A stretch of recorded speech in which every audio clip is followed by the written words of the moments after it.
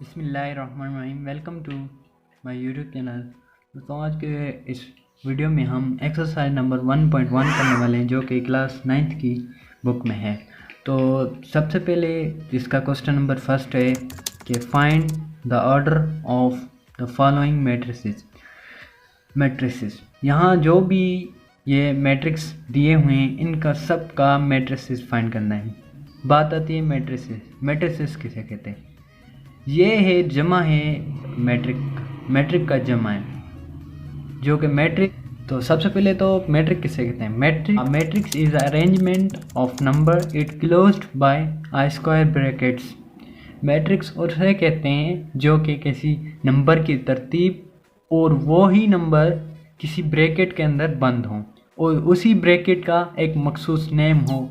जैसे कि ये नंबर हैं 0, 1, 2, 3, 4, 5 एंड 6 ये नंबर हैं। ठीक है, इन नंबर को अगर हम इस मैट्रिक की फॉर्म में लिखें तो ये कैसे लिखेंगे। सबसे पहले इसकी शर्तें क्या हैं कि ये अरेंजमेंट हो और ब्रैकेट में क्लोज हो। तो सबसे पहले लिखते हैं 0, 1, 2 एंड 3। ठीक है, तो यहाँ पे 7 कर देते हैं। अब एक नंबर ये हो गए इतने और बाद में रहे ये। अब ये नीचे लिख लेते हैं 4, 5, 6, 7।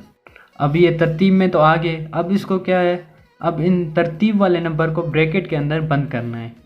तो ब्रैकेट के अंदर हमने बंद कर लिया। अब तीसरी शर्त क्या है कि इसको मखसूस नेम दिया जाए। जैसे इसका नाम लेते हैं, बी नाम दे देते हैं, ये बी, इसे कहते हैं मैट्रिक्स। तो उम्मीद है कि आपको मैट्रिक की डेफिनेशन भी आ गई होगी।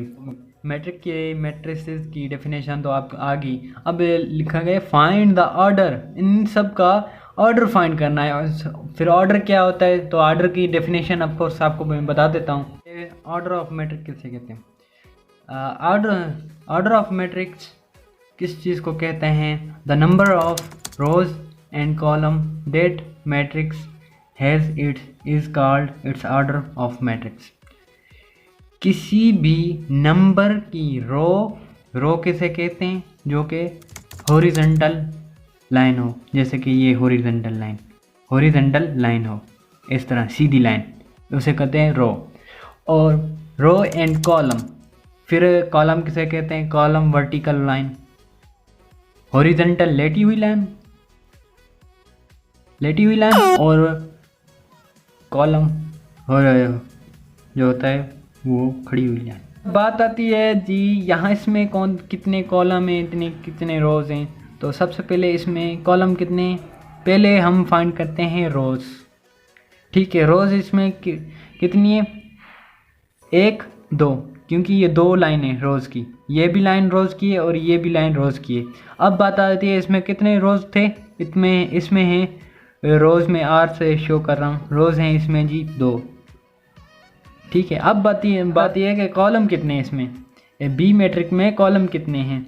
बी मैट्रिक में कॉलम एक ये कॉलम, एक ये कॉलम, एक ये कॉलम, एक ये कॉलम, कितने हो गए 1, 2, 3, 4। इसमें कॉलम जो हैं, मैं सी से कॉलम को शो कर रहा हूँ। कॉलम हैं जी इसमें कितने 4। ठीक है, उम्मीद है कि मैट्रिक की डेफिनेशन और ऑर्डर ऑफ मैट्रिक आपको समझ आ गया होगा। तो चलते हैं अपनी एक्सरसाइज की तरफ। तो सबसे पहले मैं इसमें बता दूं कि इसमें आप एक्सरसाइज खुद भी हल कर सकते हैं, उम्मीद है। तो इसमें रोज़ कितने और कॉलम कितने। ये तो 2 रोज़ हैं, 1, 2, और 2 कॉलम है 1, 2।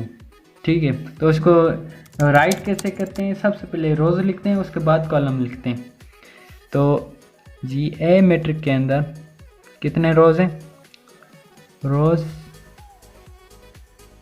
एंड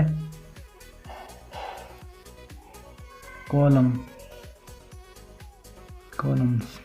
अब इसमें रोज़ और कॉलम कितनी है। इसमें रोज़ हैं, रो में आर से रोज़ इसमें कितनी है। इसमें रोज़ हैं 1, 2 2 हैं, 1 2, इसमें 2 रोज़ हैं। और कॉलम कितने हैं इसमें? कॉलम भी 2 हैं, इसमें कॉलम भी 2 हैं। ठीक है, ये है इसका आंसर। अब चलते हैं पार्ट बी पे। इसमें भी 2 कॉलम और 2 रोज़ हैं, वही सेम इसका भी सेम लिखेंगे। 2 रोज़ और कॉलम, कितने रोज़ हैं? 2 रो 2 कॉलम।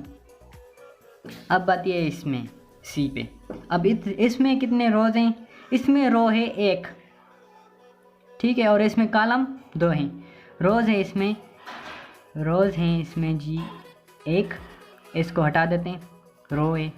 और इसमें कॉलम जो हैं वो हैं जी 2, इसमें कॉलम 2 हैं। ठीक है, अब तीसरे डी पे चलते हैं, मैट्रिक डी पे चलते हैं। मैट्रिक डी में जो है जी, इसमें 1 कॉलम है, 3 रोज़ हैं।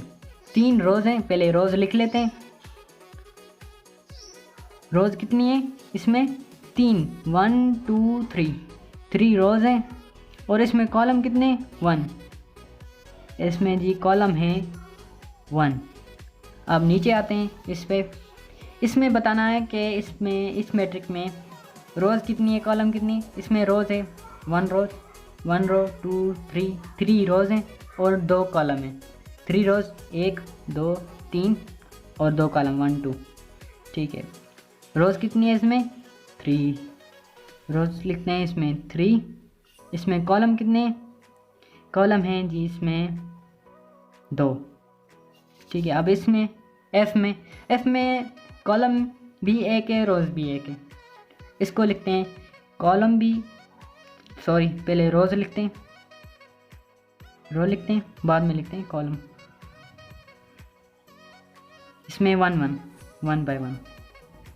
ठीक है, अब बारी आती है इस पे। इसमें कॉलम कितने, रोज़ कितनी है? इसमें कॉलम है जी, पहले रोज़ लिखते हैं 1 2 3 रोज़ हैं और 3 कॉलम हैं। इसको कैसे लिखेंगे? फिर वही तरीका। उम्मीद है सबको ये समझ भी आ गया होगा। अब इसमें रोज़ कितनी है? इसमें रोज़ हैं जी 3। इसमें कॉलम कितने हैं? 1 2 3 बाय 3। ठीक है, अब एच पे आते हैं, मैट्रिक एच पे आते हैं। मैट्रिक एच में हैं जी रोज़ कितनी है और कॉलम कितनी है? इसमें रोज़ हैं जी, रोज़ हैं इसमें 2 रोज़ हैं और इसी में 3 जो है कॉलम है। इसमें कॉलम कितने? इसमें कॉलम्स 3 हैं, 1 2 3 ऐसे वर्टिकल।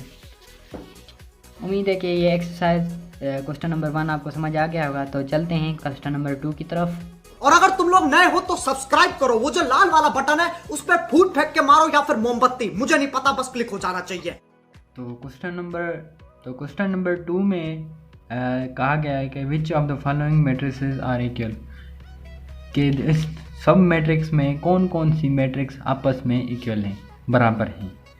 हमें इनमें सब मैट्रिक्स में ढूंढना है कि कौन सी मैट्रिक किसके बराबर है और कौन सी मैट्रिक किसके बराबर है। तो सबसे पहले तो इक्वल का पता होना चाहिए आपको, अगर नहीं पता तो मैं बता देता हूँ। अब इक्वल मैट्रिक्स किसे कहते हैं? इक्वल मैट्रिक्स उसे कहते हैं कि दोनों तरफ की वैल्यूज़ जो हैं आपस में बराबर हों, और इसमें 2 शर्तें आती हैं। पहली शर्त ये है कि इसके रोज़ और कॉलम, दोनों के रोज़ और कॉलम बराबर हों, यानी कि ऑर्डर बराबर हों। और उसके बाद दूसरी शर्त ये आती है कि इनकी वैल्यूज़ जहाँ पे जो भी वैल्यू, जैसे यहाँ पे 1 है, यहाँ पे -4 है, 1 है -4 है, ये वैल्यूज़ बराबर हों। और यहाँ पे आप सोच रहे होंगे इन दोनों में तो यहाँ पे तो इस वाले कॉलम में दोनों की वैल्यू सेम है, लेकिन इस वाले कॉलम में दोनों की वैल्यू सेम नहीं है। ये ऐसा बिल्कुल नहीं है, इन दोनों की भी वैल्यू सेम है। तो वो कैसे, आप पूछेंगे तो वो कैसे? देखें, यहाँ पे है 3 और यहाँ पे अगर हम इन दोनों को प्लस करते हैं तो क्या आता है? आंसर 3 आता है। और यहाँ पे है 2 और अगर यहाँ पे देखें तो 4 - 2 है यहाँ पे। तो इन दोनों को अगर सॉल्व करेंगे, -4 में से -2 गए तो यहाँ पे भी 2 आएगा। ठीक है, इसलिए ये मैट्रिक्स बराबर हैं, बोथ मैट्रिक्स आर इक्वल। अब चलते हैं हम एक्सरसाइज की तरफ। तो यहाँ पे जी पूछा गया है कि कौन सी मैट्रिक किस किस के बराबर हैं। तो ए मैट्रिक को देखते हैं और सी को मैट्रिक को देखते हैं, तो ये दोनों बराबर हैं। वो कैसे? इसका भी 1 रो 1 कॉलम है और इसका भी 1 रो 1 कॉलम है। अब यहाँ पे आपको सवाल आ रहा होगा कि यहाँ पे तो 2 हैं, यहाँ पे 2 कॉलम आपको नज़र आ रहे हैं, लेकिन ऐसा नहीं है। यहाँ पे एक ही कॉलम है क्योंकि बीच में माइनस आ रहा है, ये 7 में है। और अगर हम इसको सॉल्व करते हैं 5 में से 2 गए तो आंसर 3 आता है। ठीक है, इसलिए ए और सी जो हैं इक्वल हैं। तो इसको सॉल्व करके मैं आपको दिखा देता हूँ। तो चलते हैं इधर। ये है जी हमारे पास ए है 3 और सी जो कॉलम है वो है हमारे पास 5 - 2। ठीक है, अब इसको हम सॉल्व करते हैं तो क्या आंसर आता है? 5 में से 2 गए तो 3 आते हैं। यहाँ पे क्या इसका आंसर क्या आता है? 3 आता है। तो ये तो इक्वल है, 5 ए के इक्वल है ये 3, ये दोनों ए एंड सी इक्वल हैं। तो इसको लिखने का तरीका ये है कि सबसे पहले हम लिखते हैं मैट्रिक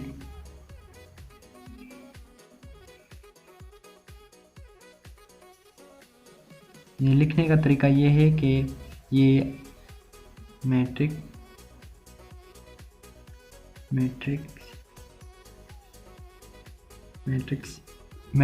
ए एंड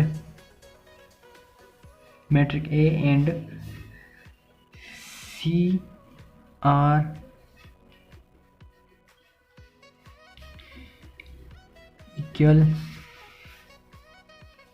इक्वल, या फिर आप इसको ऐसे भी लिख सकते हैं ए इक्वल टू सी, इस तरह भी लिख सकते हैं। तो चलते हैं दूसरे 5 और 3।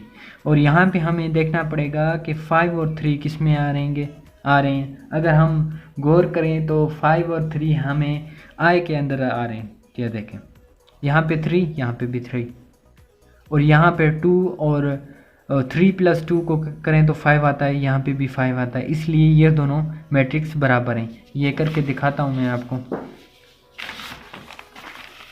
तो यहाँ पे जी b की वैल्यू है 3/5 ब्रैकेट, और यहाँ पे i की वैल्यू भी यही सेम है, इक्वल टू निशानी i इक्वल टू 3 + 2। अब ये देखें, यहाँ पे मैंने b की वैल्यू भी लिखी है, मैट्रिक b की वैल्यू लिखी है, मैट्रिक i की लिखी है। अब मैट्रिक b में b तो सिंपल है। अब मैट्रिक i को देखते हैं, ये सॉल्व करने की ज़रूरत है इसमें मैट्रिक i में। तो मैट्रिक i में ये है कि 3 तो 3 रहेगा क्योंकि इसके साथ ना कोई माइनस हो रहा है ना प्लस हो रहा है। ये बीच में बहुत ही स्पेस है, मतलब कि इसमें मैट्रिक ये अलग है। और यहाँ पे देखते हैं कि ये दोनों आपस में प्लस हो रहे हैं, 3 + 2 कर रहे हैं तो 5 आता है। तो ये इक्वल है मैट्रिक बी के। अब इसको कैसे लिखेंगे, एक मिनट। अब इसको लिखने का तरीका ये है कि हम ये लिखेंगे इसके नीचे matrix B and I are equal. ठीक है, अगर ऐसे भी लिख सकते हैं b इक्वल टू आई। अब चलते हैं दूसरे क्वेश्चन के। अब हमारे पास ये जी सॉल्व हो चुका। अब हमारे पास a और c भी सॉल्व हो चुका है, b एंड i भी सॉल्व हो चुका है। अब चलते हैं d की तरफ। तो अगर d को देखें तो d किसी के बराबर आ रहा है, देखें तो यहाँ पे देखें, यहाँ पे देखें, यहाँ पे देखें, यहाँ पे देखें, नहीं आ रहा, किसी के साथ बराबर नहीं आ रहा। तो इसको हम छोड़ देते हैं पहले। अब चलते हैं ई की तरफ। अब देखें ई किसके बराबर आ रहा है जी, ई अभी बराबर आ रहा है जे के बराबर आ रहा है, सॉरी। अब देखते हैं कि डी जो है 5 3 है। यहाँ पे देखें किसी के पास 5 3 आ रहा है, नहीं आ रहा, तो इसे छोड़ देते हैं अभी।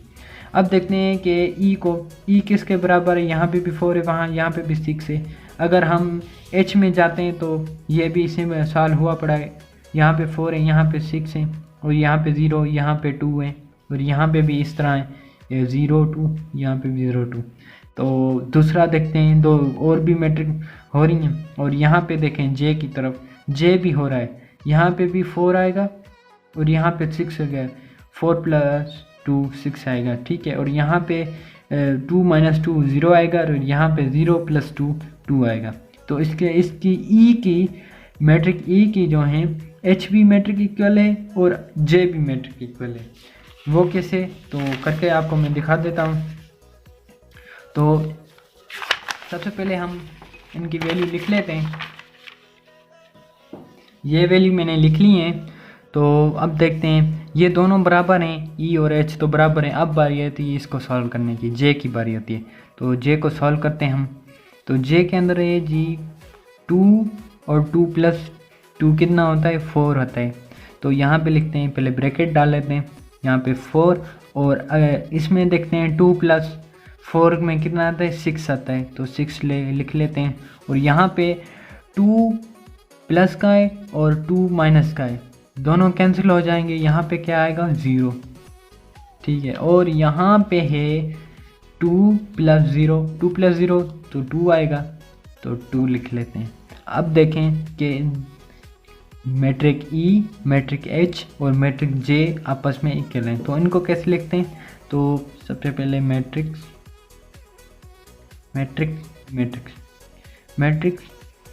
Matrix E comma H and J are equal. अब आप इसको इस तरह भी लिख सकते हैं, ई = एच = जे, ठीक है। अब चलते हैं नेक्स्ट क्वेश्चन की तरफ चलते हैं।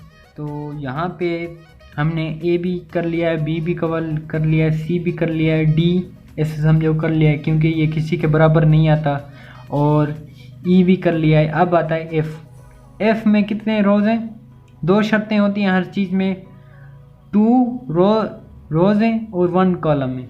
और दूसरी देखते हैं कहाँ पे 2 रोज़ और 2 कॉलम है, यहाँ पे देखें तो 2 रोज़ हैं, 1 2 और 1 कॉलम है, ठीक है। और कहीं पे भी 1 कॉलम नहीं नज़र आ रहा है, यहाँ पे सिर्फ।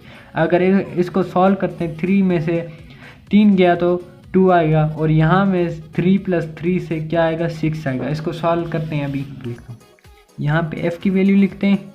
एफ़ की वैल्यू क्या है, इसमें 2 6 ब्रैकेट ओवर, और दूसरी कौन सी इक्वल है इसके बराबर, इसके बराबर है जी, ये जी की वैल्यू लिखते हैं। जी की क्या है, 3 - 1 3 + 3, ये वैल्यू है। अब इसको सॉल्व करते हैं, ये तो सॉल्व हुआ पड़ा है। अब इसको जी को देखते हैं, जी इक्वल है या नहीं।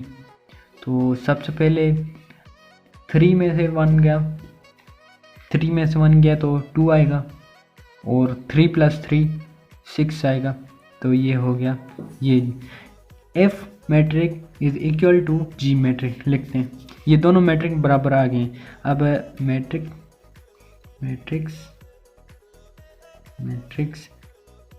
F and G are equal, आप इसको इस तरह भी लिख सकते हैं, F = G, यही आंसर है। और दूसरा देखते हैं, कोई बचा तो नहीं है। अब बचा है डी को देखते हैं। तो डी किसी के बराबर नहीं है, तो इसको हम नन कर देते हैं। अब लिखते हैं matrix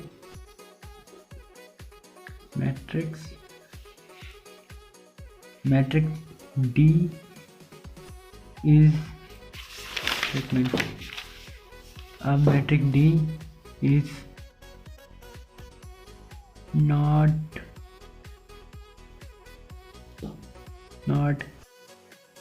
equal to other matrix।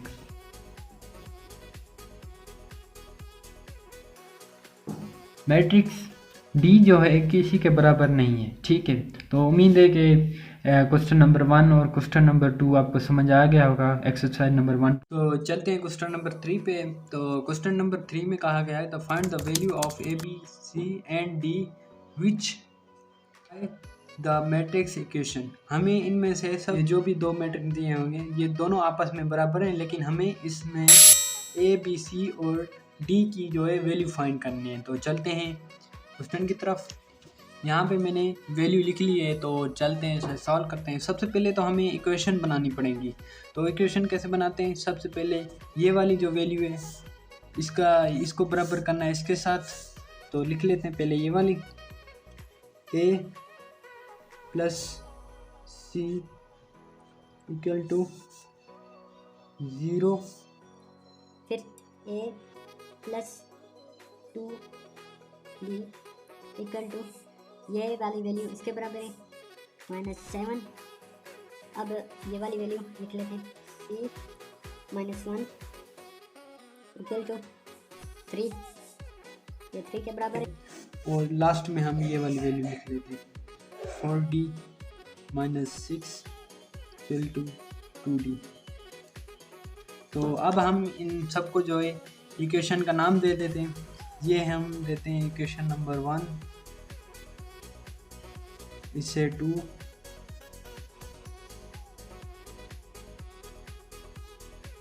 इसको इक्वेशन 3 और इसको जो है इक्वेशन 4। तो ये दूसरा स्टेप है। अब तीसरे स्टेप में क्या करना है, तीसरे स्टेप में हमें इनमें से वो वैल्यू ढूंढनी है, वो इक्वेशन लेनी है जो कि हमें सॉल्व करने में आसानी हो।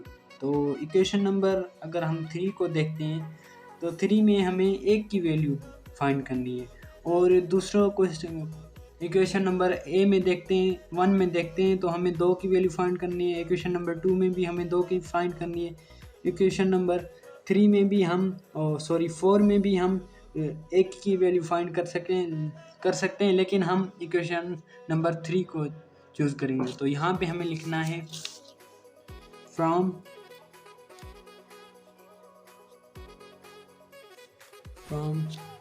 यहाँ पे लिखना है हमें from equation number 3। Equation number 3 की हम वैल्यू लिख लेते हैं यहाँ पे c -1 इक्वल टू 3। ये हमने लिख ली इक्वेशन नंबर 3। अब इक्वेशन नंबर 3 में हम यहाँ पे c को यहाँ पे 1 माइनस में उधर दूसरी साइड जाएंगे तो ये प्लस में हो जाएगा। तो c वैसा का वैसा। तो यहाँ पे जो 1 था, यहाँ पे 1 मिनट में वैल्यू 3 लिख लूँ। अब जो यहाँ पे 1 था माइनस का वो उधर जाके प्लस का 1 बन जाएगा। तो अब c की वैल्यू बन गई 4, 3 + 1 4। अब हमें c की वैल्यू मिल गई। अब हम आसानी से किसी दूसरे की भी वैल्यू फाइंड कर सकते हैं। अब हमें c की वैल्यू मिल गई है। अब हम a को भी ले सकते हैं, इक्वेशन नंबर 1 को भी ले सकते हैं। तो इक्वेशन नंबर 1 लिख लेते हैं फ्रॉम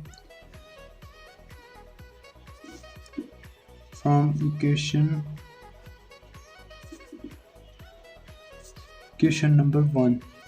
अब यहाँ पे हमें तो पहले तो हम यही इक्वेशन लिख लेते हैं a plus c equal to 0। अब यहाँ पे लिखना है, अब जहाँ पे a की वैल्यू हमें इसमें फाइंड करनी है और c की वैल्यू हमने ऊपर फाइंड की है जो कि 4 है। तो अब हम यहाँ पे पुटिंग वैल्यू लिख लेते हैं, पुटिंग वैल्यूज वैल्यू। अब हम ए वैसा का वैसा, सी की जगह हम 4 लिख लेते हैं और इक्वल टू 0। अब ए कोई वैल्यू फाइंड करनी है तो ए वैसा का वैसा, और यहाँ पे जो प्लस का 4 है दूसरी साइड जाएगा तो ये माइनस का 4 बन जाए। ऑफ कोर्स ये आपको पहले भी पता होगा। तो कल 0 + 4, 0 + 4 तो 4 ही होता है।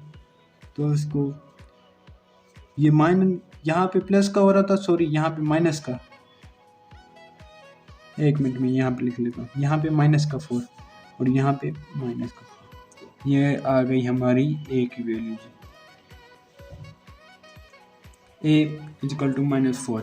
अब हमें इक्वेशन नंबर 2 को भी ले सकते हैं, तो लेते हैं इक्वेशन नंबर 2 को।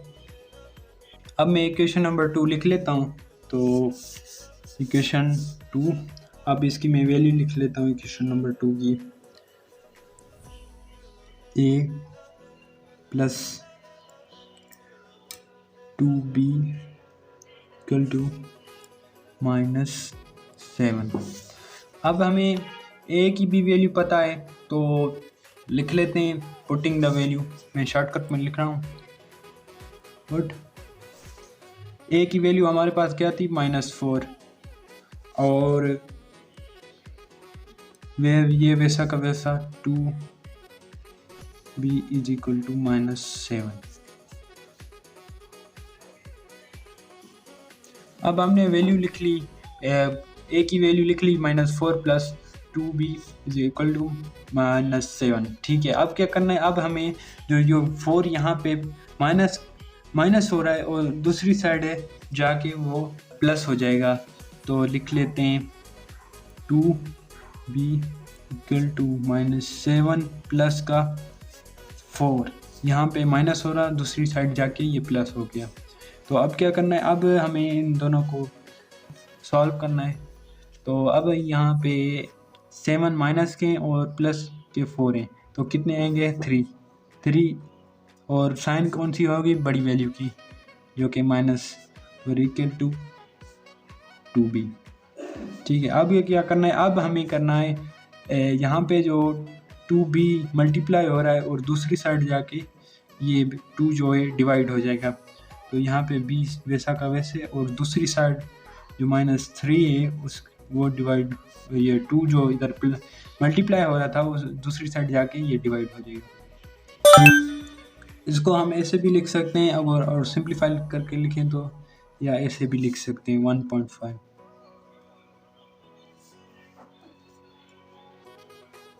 अब चलते हैं इक्वेशन नंबर 4 पे। तो मैं लिख लेता हूँ फ्रॉम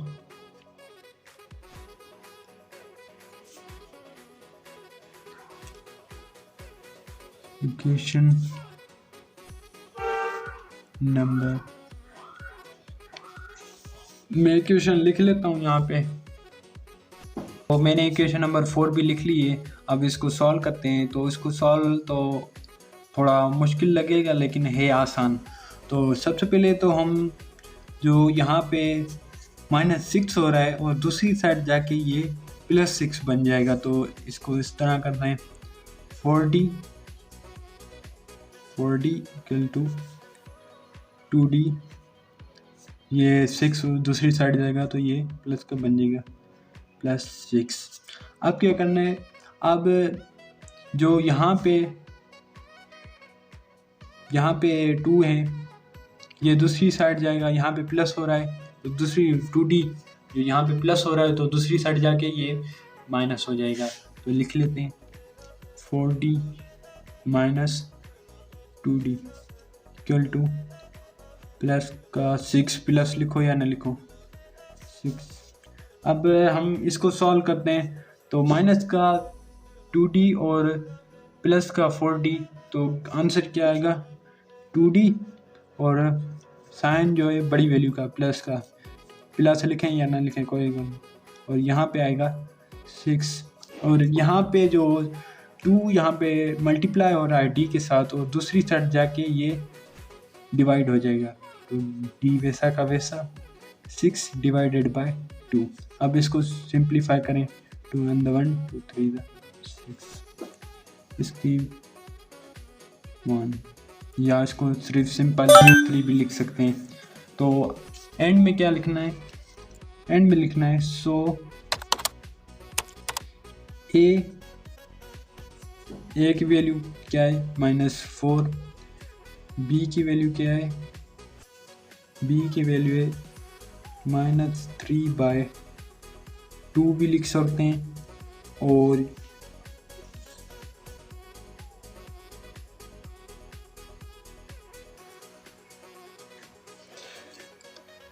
थ्री बाय टू भी लिख सकते हैं, और या फिर आप 1.5 भी लिख सकते हैं। और दूसरा सी की वैल्यू थी हमारे पास 4 जो कि प्लस का था, और डी की वैल्यू है हमारे पास ये 3/1। ठीक है, यही आंसर है इसका। इसी के साथ आज की मजदूरी यही खत्म करते हैं। अगर तुम्हें वीडियो पसंद आई तो लाइक मारो यार, मुझे नहीं पता, मुझे 2 मिलियन लाइक्स चाहिए, कैसे ना कैसे करके मुझे चाहिए। इतना जिला मैं कभी नहीं होऊंगा अपनी पूरी जिंदगी में जितना इसमें जिला हूं, मुझे चाहिए ही चाहिए।